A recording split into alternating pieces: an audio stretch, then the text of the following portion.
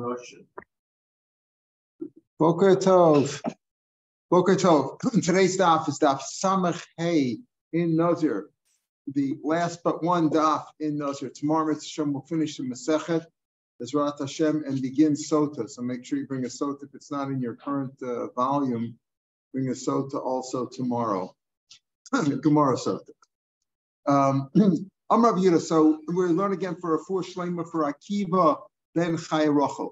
We're at the fourth line right after the Mishnah. The Mishnah had said that if you find a dead body for the first time, meaning you didn't know it was there, and it was laying across the road, well, you can remove it because you can assume that the body just, it wasn't a graveyard, but it was rather, body just happened to be buried there without permission, and you could remove it. But when you remove it, you remove the surrounding earth with it also. That's the halacha, because the surrounding earth could have had some of the blood or some of the secretion from the body. So remove that too. How much? We'll talk about that in the Gemara.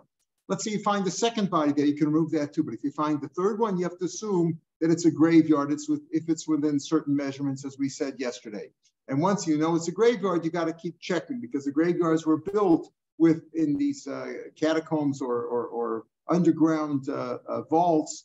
They were built in groups so that you had, depending on different shitos, you could have had 8 or 12 or whatever in a certain area. Then you move around to, there was like a space in between, a little chatzer of 6 by 6, and then you move to another area. So you check further 20 amas in each direction and make sure that there's no other ones there as well. Rav Yehuda. You leave them now? You leave them where they are and just build the road around it? You could build the road around it, but there's a terim again for moving when they have to move around. For example, again, somebody brought it up yesterday. If they were built with the understanding that you were going to remove the bones later on, that's what they did. They would remove them after a year. They would remove the bones and put them in a common family plot. That was the custom too. But yeah, I understand that if it's 1 or 2, but if you find like 6, no, you don't leave it. No, so that's what we said. If you find 3, you have to leave it. If you find 3, you have to leave it. There are heterim for moving cemeteries, but in general, if you find 3, you have to assume that it was a permitted graveyard. It was designated as a graveyard. You're not allowed to move it. Mark it. Mass graves that were coming. Yeah. You would leave them, of course. You wouldn't move those. So you're sure you wouldn't move them. You're not allowed to move them. There are heterim. For example, when they brought the chidah here, it was because the goyim were going to build a road there and uproot the whole thing. So if you have no choice, then you move them. Otherwise, you don't move it. You don't move Quorum. Somebody else asked here recently about they had a heter to move. Was it you or somebody to move somebody's grave? And they said no. The rabbi said you don't move it stam. To move to Eretz Yisrael, that's already another issue or another discussion. And if it was buried tonight that they're going to move it, they can move it.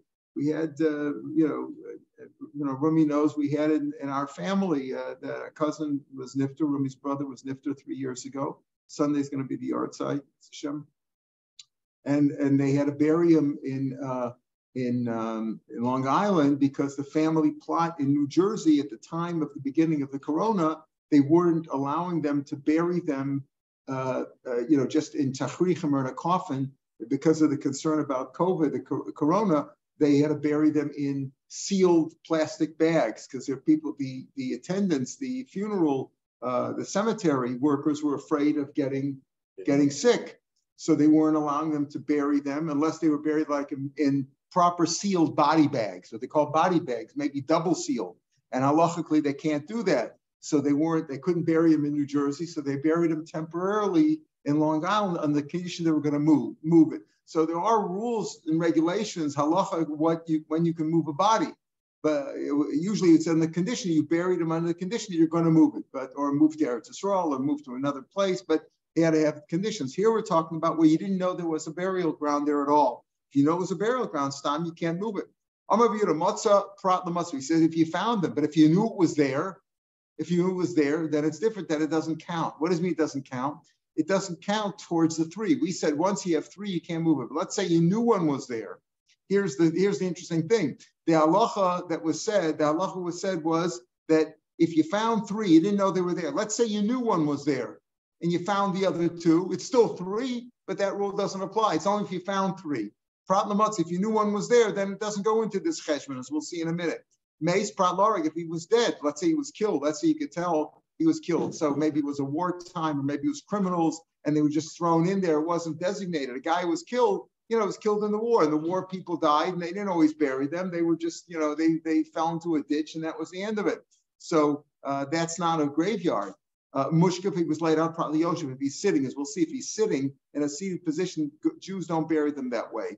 And therefore was probably a goyshis. And Kedarko, let's say his head was between his knees or between his thighs. Also, the goyim do that way. Tani ula bar pchnina, meis shechasar en latfusa. Here's a halacha. We said there's a halacha that you bury them, you take the ground with them too. That's also halacha mashmazeh. You take the surrounding earth with it too. But let's say he's missing a part of his body, then he doesn't have the halacha of tfusa, even though there still could be blood in the earth also. But that's the halacha. If he's a meish shechasar, he only has the halacha, and then it's that the dead body. I mean, what's really the issue here? We're not talking here just about tumah. We're not talking about just the issue of tumah. We'll bring up the issue of tumah later, but here the issue is meis konas v'koma. Normally, you have a rule that if a guy dies and he's buried there and he's buried permission, he owns that spot. You can't move him. So this rule, and there's another rule. Not only does he own the spot, you can't move him, but he gets the surrounding earth with him too, belongs to him. That's only if it's a complete body, not if it's partial. And it's not a graveyard. So again, this business that we said that if you find 3, it's a graveyard, or if you knew of 3, that's also a graveyard, then it's a known graveyard. But if you find 3, it's a graveyard, and that's only if it's complete bodies. So a meis shechasar, let's say you had 2 bodies, and then you had partial of a third, that's not a graveyard. What's the reason why we say if he's buried? These other reasons that we said that if he was killed, or it's really more that if he was sitting or his head between his knees, what's the reason for that? Why is that not considered a graveyard? My time low. Why aren't they considered a graveyard? Armina, we say Dilma because it's likely that it's not just perhaps, but it's likely it's a guy because it's a guy who's dead, because Jews aren't buried that way. Jews are buried laying down. Let's say you find 2 guys and they're buried, foot to head, meaning that one guy is in one direction, the other guy's in the other direction. One guy's foot is the other guy's feet, is the other guy's head, and vice versa. So what's the sham Rosh Hashanah? One guy's head is at the other guy's feet, and the other guy's head is at his feet. They don't have a rule of surrounding. Why? Because again, those are goyim. Goyim buried that way. Matzah shlosha. Let's say you find 3. Let's say you found 3, but you knew one was buried there. You knew one was buried there, and now you found 2 more. Or you found or really the gifts should probably be echad. Yesh echad. The gift should be echad. So matzah shlosha echad yadu. 1 was known, and 2 were found. Or echad chil, you found 1 for the first time. You knew 2 guys were buried there, and then you found a third. Interesting halacha. Here you knew 2 guys were there, and you found the third one. So that's the shkros. No. It's only either you knew there were 3, or you found 3 for the first time.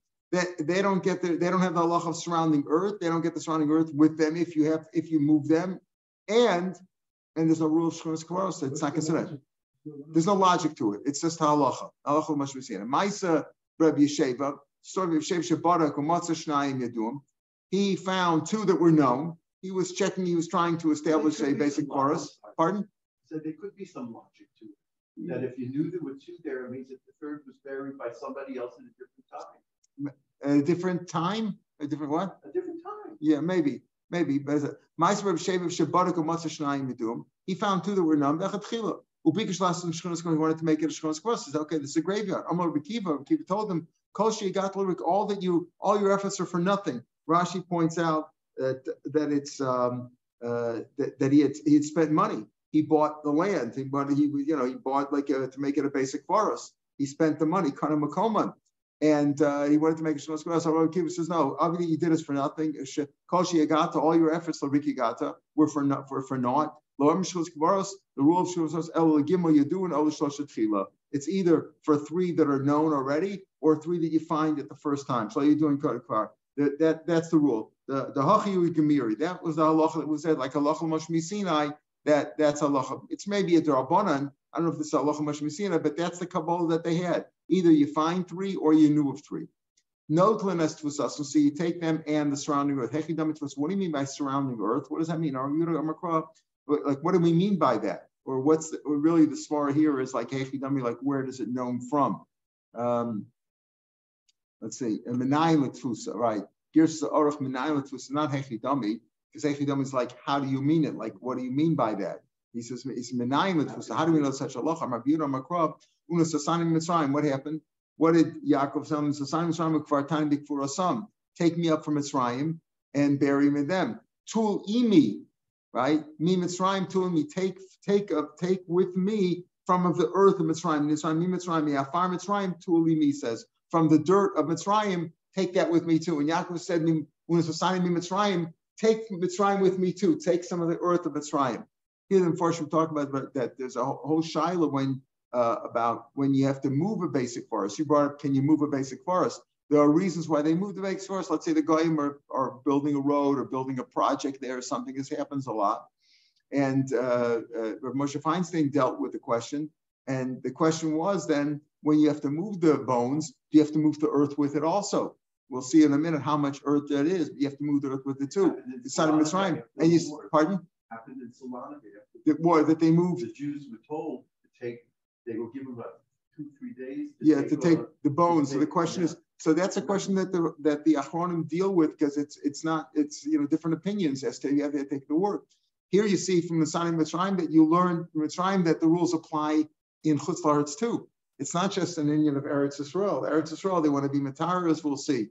But it's not just in Eretz Yisrael, this issue. The issue, because Mitzrayim was in Chutz La'aretz, obviously. And he said that's the source of how do you know that he's entitled to the earth. It's not Stam Allah Moshe Misini. He says he's based on a posting of Simon Mitzrayim, take from Mitzrayim. And the question is, do you have to take the earth with it also? And or not, because they call that likut atzamos, right? Likut atzamos, just the bones, they don't take about the earth. So that's a shiloh, whether you have to take earth with it also. Kama Shiur, how much?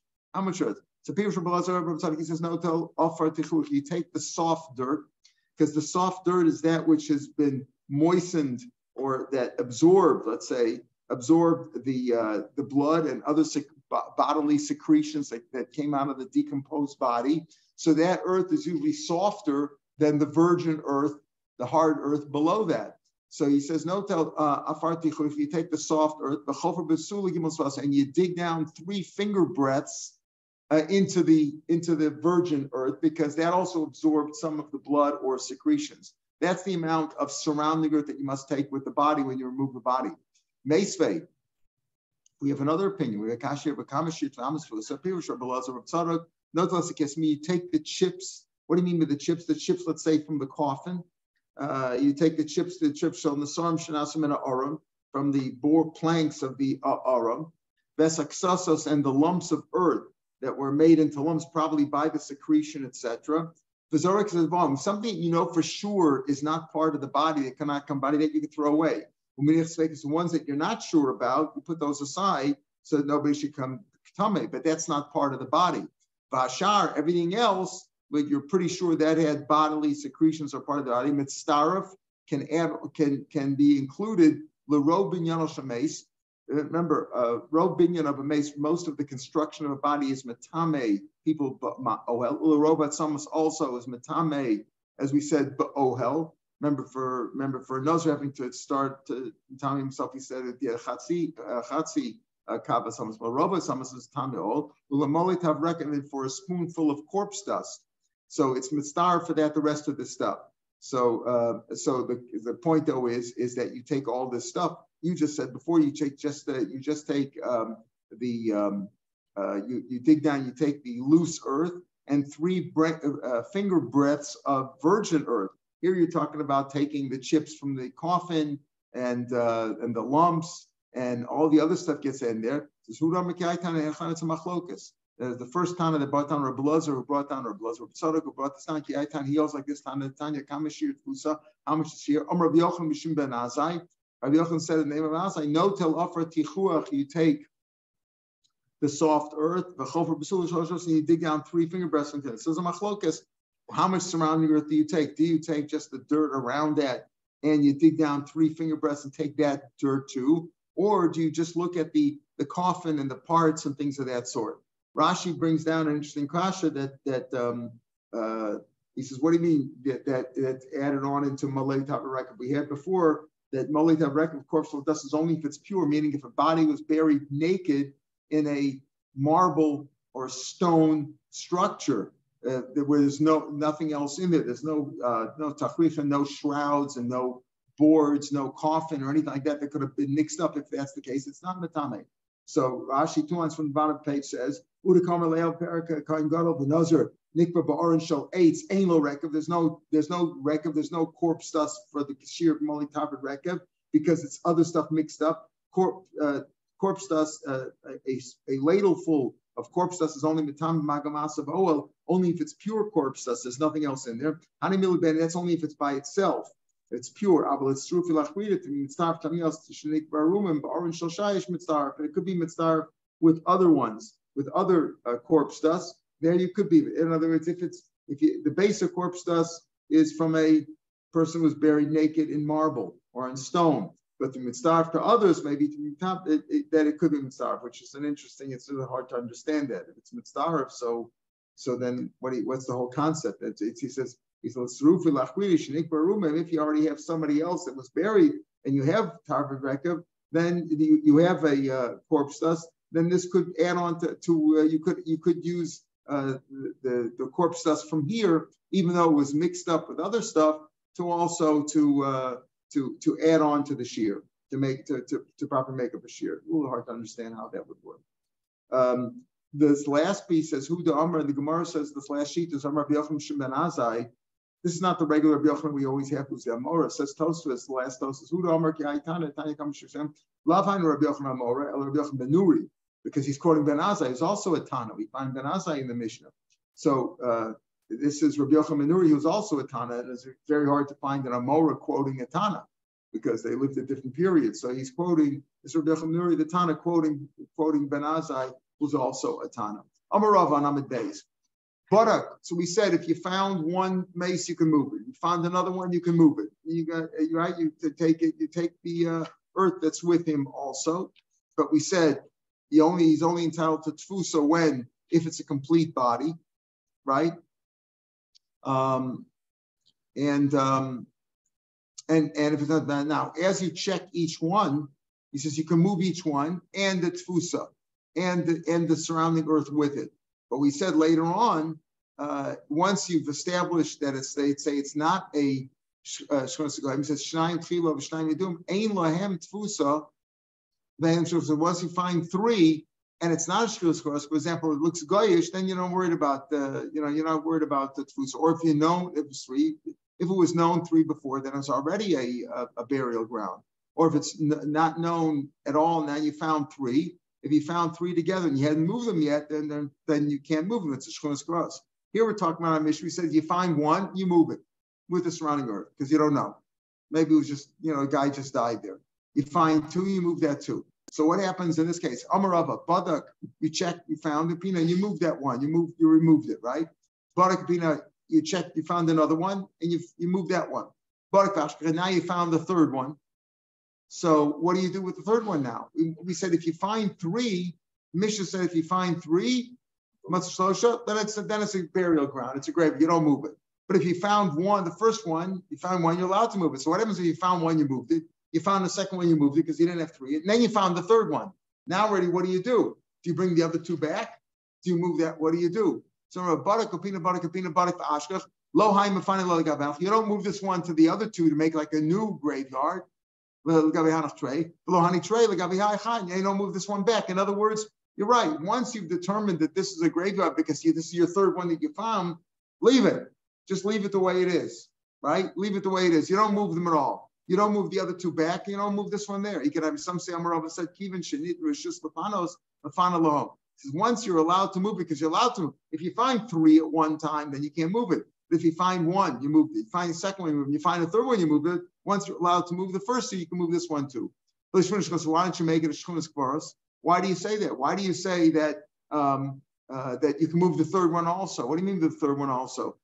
You said since you're allowed to move the first one and the second, because you didn't find three yet, right? When you moved the first two. So when you found the third one, now it is a shchunas kvaros, maybe establish it as shchunas kvaros, and therefore, why do you move the third one? Leave it the way it is. And now once you know it was Amar Shlakish, Ila Matzu Eretz Yisrael, because we're always looking to be Matar Eretz Yisrael. We don't want any more Tumah in Eretz Yisrael than necessary. They didn't have, it was, at least in the old city, they didn't have burial grounds there. They want to try and, so they found an excuse. Ila Matzu, they found an excuse, and they Matar Eretz Yisrael. Interesting, Rashi brings down that Ila, the translation of Ila in is an Aramaic word, and he says that Onkelos uses Elah. There it's really with an I think with an hey at the end. The translation of Tzela, when Hashem built Chava from Adam, it says Vayivras at Tzela. It means that the bones of a mason. They just found some bones, but they really want to be Matar Eretz Yisrael. A little bit hard to understand the way Rashi learns there. Elah Matzu, like they found the bone, it's just bones. So they found bones, but it's not really, they didn't really make it a graveyard. So this whole shayla is mashma that it's really drabanan these halachas, but based on the pasuk maybe of Nesas San Mitzrayim and all this, but basically it's what the rabbis determined. So the rabbis would prefer to make Eretz Yisrael as pure as possible. So therefore they said, well, once there's a heter, you move one body, a second body, and a third body. So leave it the way it is and don't make any more graveyards than necessary. We don't want to be matame Eretz Yisrael. Don't make more graveyards than necessary. Right. We don't want any more we don't want any more. We don't want graveyards all over the place, so to speak. You don't want another graveyard here. You have to have where there are graveyards, you want to designate them. But once you move it, you don't want to establish a new graveyard over here. In other words, you didn't have to. You said if you found three, it's a graveyard. But if you found one, moved it. Second one, moved it. And then you found the third one, Rava said in the Ikad Amri, you can move that one too. Why? Because, don't forget, once you establish as a graveyard, you have to look another 20 amas, etc., etc. So we're not looking for tsaros. That's the point. We're not looking for tsaros. Today we don't say dig up every place in Israel to find graves. If they're building a road or they're building a structure and they find it, okay, then they have to bring in the chevra, the antiquities group or whatever to check it out. But we're not looking for more tumah. We don't assume tumah when we don't know for sure. What happens if you checked? So you said you found three, then it's a graveyard. Now, what do you have to do? You have to check 20 amos per minute to see if there's other graves, because that's how they built them in those days. They would build them in groups of 6 or 8 or 12, and then have a space in between, build another one. They had these underground vaults. And so you have to check 20 amos per minute. What do you say? Meaning, it's a limited shchunas kvaros. Once you have 3, you say that's a graveyard. You can't move that. Once you know that there's 3 there, you found 3, you can't move it. Fine, but let's say you've checked 20 amos and there is nothing else there. So maybe that's a sign that this is not really a graveyard. Because if it was a graveyard, there'd be more if you checked 20 amos in all directions. No, that's just my time. In other words, you don't want to say that, well, we assume it's a graveyard and there's other ones there, we just didn't find them. No, what you found, you found. The 3 is a graveyard, but that's it. It's limited to that and no more than that. Now, we said that this Mishnah, this whole Gemara, what does this have to do with Nazir? Nothing to do with Nazir. This last Mishnah was only brought down because Raglaim L'Dav, at the end of the Mishnah said, you check 20 amos in all directions. Why? If you only found 1, so that's it, you can move it. But once you find 3 and you check 20 amos away and you found 1, right? You check, even though you should find more, but there's Raglaim L'Dav, there's reason to believe. There's reason to be suspicious that this is a graveyard, because once you found 3, you check 20 amos, there's only 1 there, but keep on checking because there's raglaim l'davar. There's reason to believe that this is a graveyard and there's more there too. So here we have other things that we say that are raglaim l'davar. What is that? Called suffix negoim, a suffix of a nega, a plague. A person has a plague, a mitzvah. I don't know if the plague is the right word for nega. What's a good word for nega, Michael? It's not a plague. It's not a plague, but it's something. It's a leprosy. Let's call it leprosy, but leprosy is only certain kinds. I don't know. All right, let's suffix if he's a leprosy or not. And there's different kinds of leprosy is brought down in Tazria and in Masechet Negoim. Because let's say it's a suffix Negoim betchila. If you're not sure, if he hasn't been yet confirmed as a leper, let's say that he's Torah. Ad shalom niskak, until he's been confirmed, right? It's just once he's not confirmed. In other words, at Tzora, the Kohen has to come and check it, and then he rechecks it and rechecks it. And if he's not confirmed yet and you're not sure, then you go Lakula and you say he's Torah. Misha Niskik, once he's confirmed that he's Tameh, what that it's a suffix, it's Tameh. What's going on over here? So Gemara is going to describe how do we know what's the source of this, but what is the case here? Rashi doesn't help us. Tosas does. Tosas says Kol Safik Negoim Betchila. Tosas begins with the word Kol a little bit further down. He's looking at what does that mean? Two guys came to the Kohen. One guy has a bright spot the size of a gris, like a little, like a bean. One's got a size of a cell, like a coin, a bigger amount. And the Kohen has to check it, not sure if it's going to spread or whatever. So he locks them up, he puts them into seclusion for a week. At the end of the week, on the seventh day, now at the end of the week, they both have a size of a coin. We don't know which one of them it's spread. See, the one, if it hasn't spread, then what you do is at the end of 1 week, you put them away for another week. But the one who is spread, once it's spread, you could say he's for sure a leper. Muchlat, it's called muchlat, or we had before gamur. He's complete, right? He's a complete leper. Let's say days, man. So you don't know which one. You mix them up. So that's a suffix. Now they're not tameh yet. They were under examination, right? They were being examined, and one of them spread, one of them didn't. But we don't know which one. So since it's a suffix, you assume it's tar. That's the idea here. Called suffix Negoim Betchila. He hasn't been confirmed yet. You assume it's tar. From Misha Niskukim, once they. Which one? We don't know. Yeah, right. In this case, they wait another week. In that case, in other words, even though you know for sure one of them is tameh, but you don't know which one, so you have to assume they're both tar at this point. Misha niskak l'tuma. Once they've been confirmed as being tameh, what's that? Take the shnayim it's a coin. Two guys came coin. Bezek sel, bezek bris. One guy had the size of a coin. One guy had the size of a bean. L'sofshu, at the end of a week of seclusion, bezek sela va'od bezek sela. Now each one has grown. One grew from a kasela to a sela va'od, a little bit more. One grew from a gris to a sela va'od. Okay, so Tmeim, now they're both tamei because it's spread in both. They're both pasas, so they're both tamei. L'sof, then after on, they were put into seclusion because they were both tamei.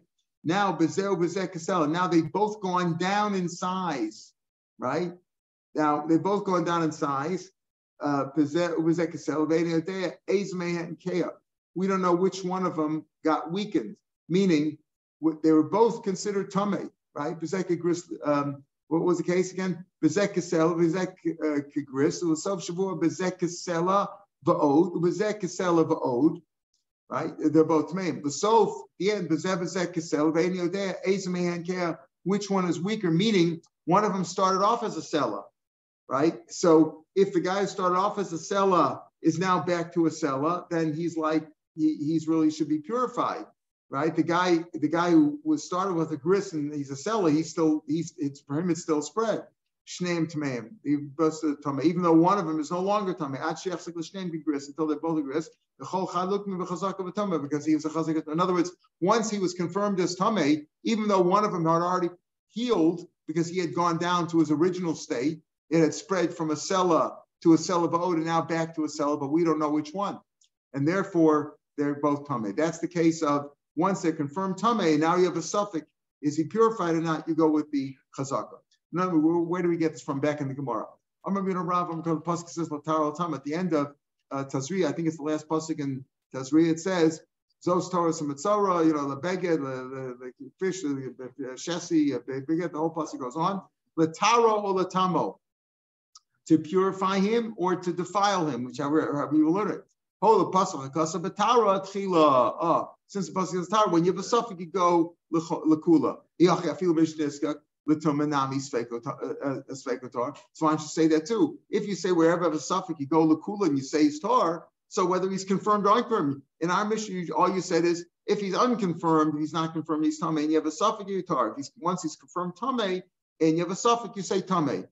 Why? If it's based on a pasuk l'tar l'tama, we should say wherever you have a suffix, you matar him. After all, like Tosas points out, if you just say once he's tamei, you go with that's chazaka. Right? What do we need a pasuk for? A chazaka of tar is tar, a chazaka of tamei is tamei. What do I need a pasuk for? Tamei. The tar tamei should be telling me that even if he was tamei and now you have a suffix, it's tar. Eliki itna Rav Yonam said it was not on that case.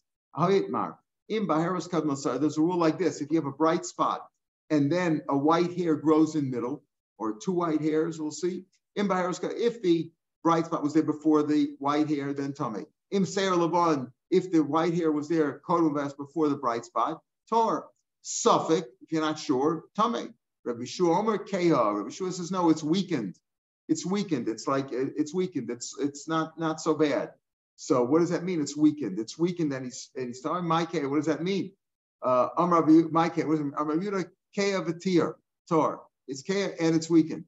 Tosas also says over here. First he says the litzvah kofar that. Elliot Maravu, I feel this go tama. I'm a season the often never bein niskak bein lonesik misfara duk mechlik. My mission go based on chazaka. You go by chazaka because raglaim l'davar. That's the same thing in our mission. It's really one line mishnah. The raglaim l'davar. It's going to say in the next mission is really going on this too. There's reason to believe. In other words, you go with the chazaka. If he was tar, he's tar. If he's tamei, he's tamei. What's this speaking about? What's Rabbi Rav speaking about when he said based on the pasuk lataro olatamo? Rabbi Shua Mekeya, my Keya, Keya Vatir, Lil Mekeya Vatame. So the Gemara says, Rabbi Shua says Keya, my Keya, I'm Rabbi Yudah Keya Vatar. Says Merdil Mekeya Vatame.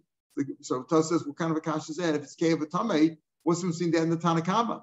It says if the white spot was there before the hair, he's Tame. If the hair was there before the white hair was there before the bright spot, he's tar. If the suffix Tame, Rabbi Shua's Keya. What does Keya mean? It's weakened. It's tar. It says, what do you mean? If it's tamei, then that's the same as the Tanakama also said it's tamei. The Tamidim Kain Tosa says in the very Maskell Rabbi Shua. The Tamidim Kain Hanu Tanakama, Pirush Rabbi Yudah Mikaval, it's a little bit of a dark answer, but Dilma Keya, the Tami Balach Tanakama, Tanakama, the Tamami suffix. You're not sure it's a suffix. Shua Balomer, Shuvadi Mitzora. In other words, that he's Vadi Mitzora. If it's a suffix, he gives a Vadi Mitzora.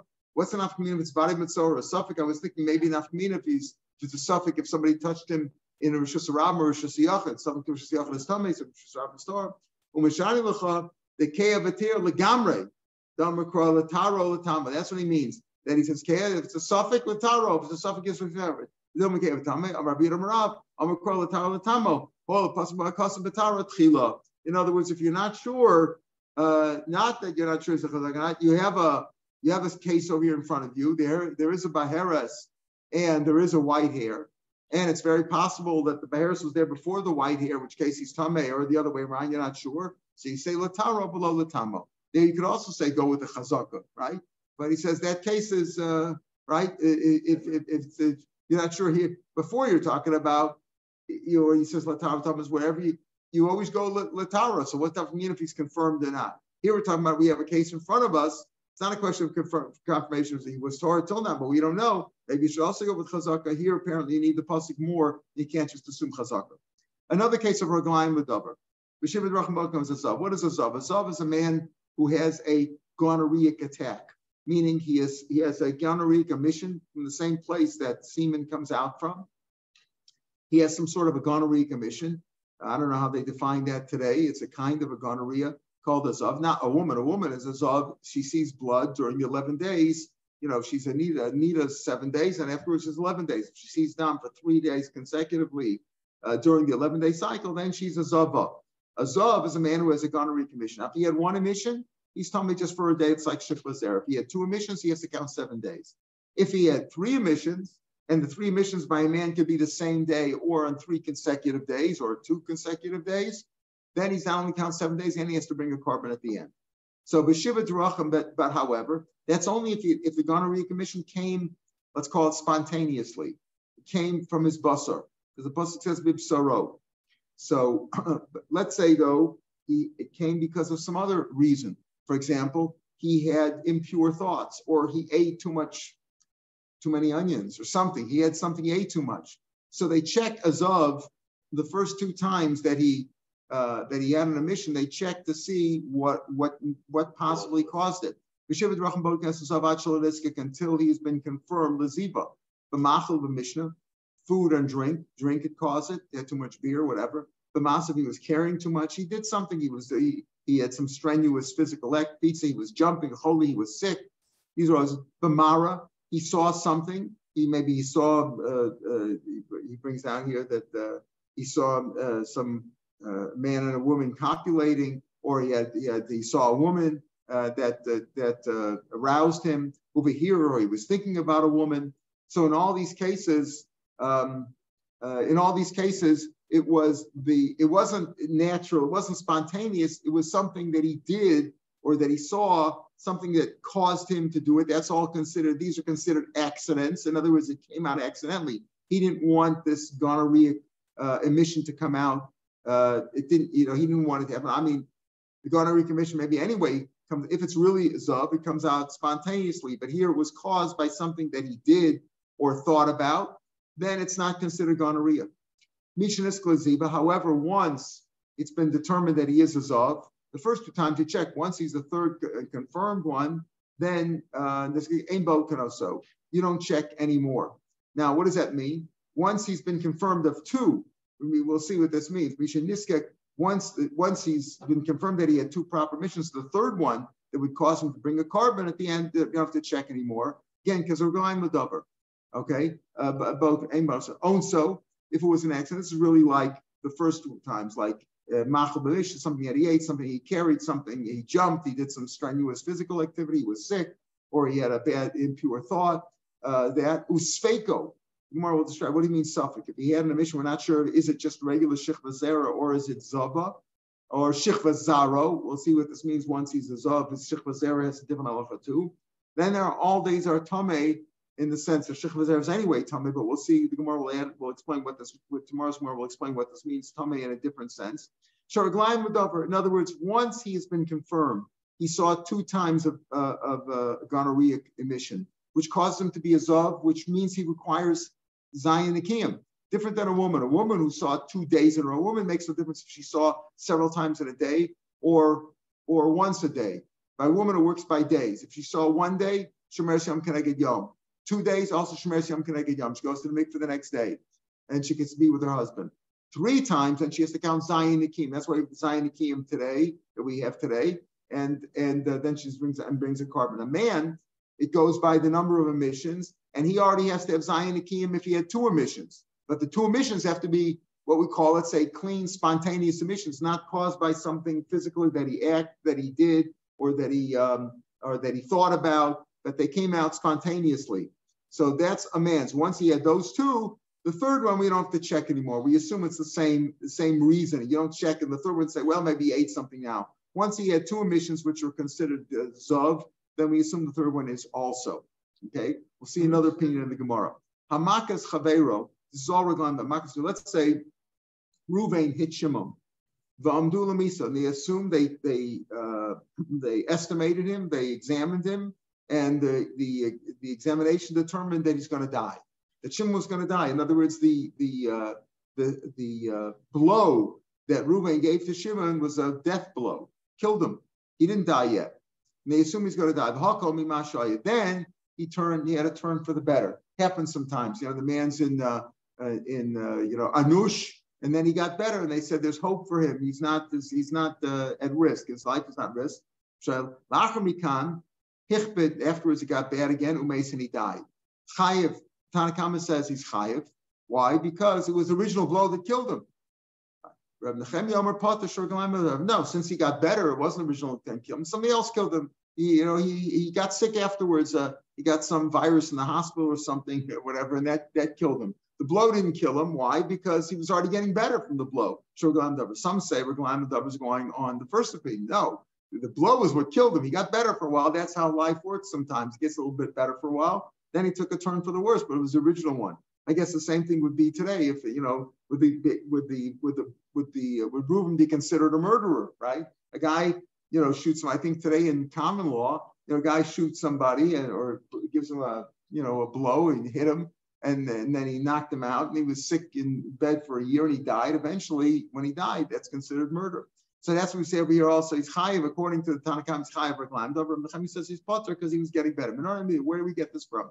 This idea that the third one, we say the first two times you examine him, the first two emissions, you examine him to see if it was spontaneous or not. But the third one you don't. Where do we get this? From Menani Mili. The pasuk says, "Va'azov es zovo." When it flows out of the body, and emission flows out of the body, la zacharu lanakeva. So what does that mean? L'riya shlishis iskis lanakeva. Missing a few words there. Hazav es zovo. Michael, what it says, Hazav es zovo la zachar nakeva. Once he had zav and zovo, once he had two emissions, then zachar nakeva is the same. Meaning that just like by a woman, there is no examination.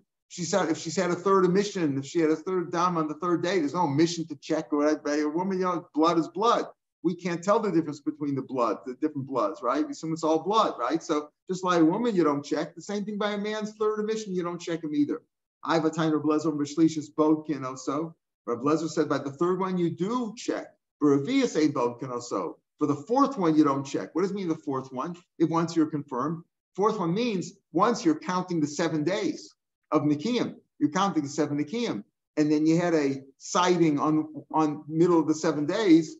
Does that knock off? Is that another sighting, which means you have to start counting the 7 days all over again? Like a woman who has Zayin Nikiyim, if she sees Dam during the Zayin Nikiyim, she's got to start all over again, right? So Ravi is saying about this, but the question is, or Blezer says, you check all three, and the fourth one you don't check. Ella be'esim, it's a machlokas taka between Rabbi Lezer or Rabbi Eliezer and Tanakama. The question is S and D dash and S. It says Hazov S Zovo. Rabbi Lezer dash Esim dashes S, just like Rabbi Kiva dash in every letter and every word, right? So Hazov S Zovo, that's 1, 2, 3. You check 3. The fourth one you don't check.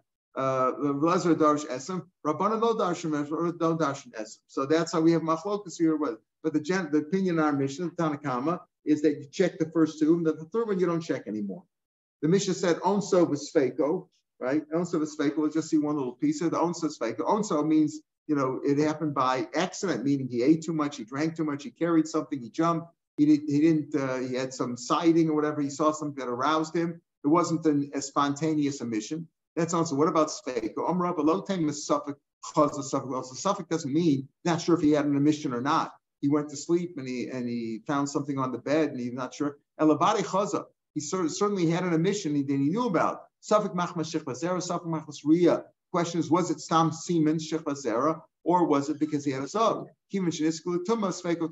Meaning, we'll see tomorrow when we continue this discussion. Once a person is a zav, he's a confirmed zav, and he has a shechlas zera emission. That shechlas zera has a different rules than a regular shechlas zera. A regular man has shechlas zera, he has a seminal emission. That has one lalach of tumah. The shechlas zera is tumah if you touch it. But what about carrying it, etc., is different. But if a zav had a seminal emission, then it's even tamei by carrying it. Whether it had one far is because it's impossible to have a seminal emission without having some drops of the gonorrhea in there because it's in his body. That's what shechlas zera. But here the question is, we say that if he had a sfeiko, if it was a suffix, in other words, suffix, he had a suffix meaning his third emission, he wasn't sure if it was shechlas zera or if it was a re'iyah. And once we know that he's tamei because he had two emissions, we assume the third one was also a zav emission, and therefore he's a confirmed zav in the sense that he has to bring a carbon as well. All right, we'll pick it up here tomorrow, as we finish discussing this Mishnah and finish the Masechet. Don't forget to bring a Gemara Sota tomorrow. Bezrat Hashem will finish. Have a good day, everybody.